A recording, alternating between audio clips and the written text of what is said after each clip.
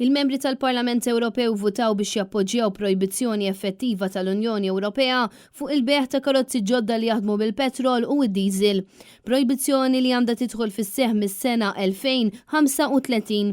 L-istess membri parlamentari Ewropew irrifjutaw tentattivi biex tittajjeb fil-proposta oriġinali li hija maħsuba biex titħaffef il-bidla tal-Ewropa għal vetturi elettriċi. Il-vot tal-MEPs ittieħed fi Strasburgu fejn id-deputati approvaw ukoll tnaqqis ta' 55% fis-CO2 mill-karozzi tas-sena 2030.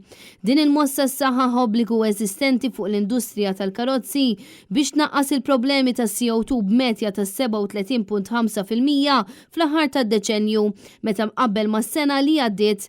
Il-miżura dwar il-karozzi elettriċi għaddiet 339 vot favur, 249 kontra u 24 astenzjoni. U fil-prattika se tillimita l-beħ futura l-modelli kollha illi ma jaħdmux bl-elettriku.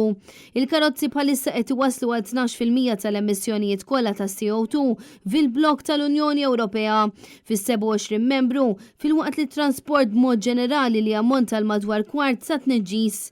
Il-Partit Popolari Ewropew l-akbar fil-Parlament fittex li jimbotta kompromessi li jippermetti li jitkompla l-beħ ta' vetturi hybrid. L-emenda ġiet meluba għal ftit fil-waqt li tentattiv ambizzjuż mill-ħodor biex id-data tal-iskadenza tal-miżura titmexxa l-qoddim għall-2030 fallit ukoll.